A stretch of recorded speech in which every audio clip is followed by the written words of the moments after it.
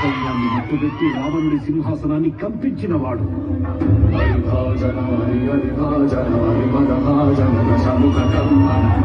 చిన్న నిప్పురవ్వతో లంకా నగరాన్ని అగ్నిలో అలికినవాడు.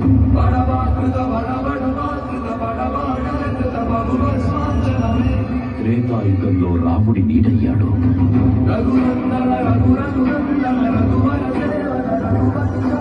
ద్వాపర యుగంలో కృష్ణార్జునుల రథకేతనమై గర్జించాడు. కలియుగంలో ధర్మం కోసం పోరాడే ప్రతి ఒక్కరి వెంట ఉన్నాడు. నీ వెంట ఉన్నాడు.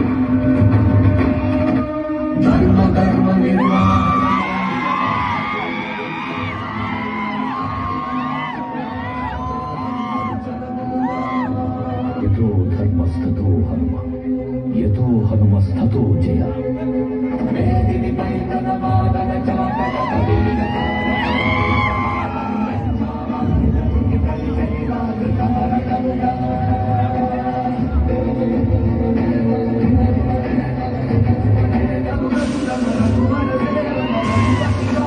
ద్వాపర యుగంలో కృష్ణార్జునుల రథకేతనమై గర్జించాడు.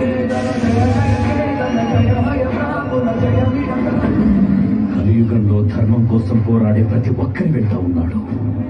నీ వెంట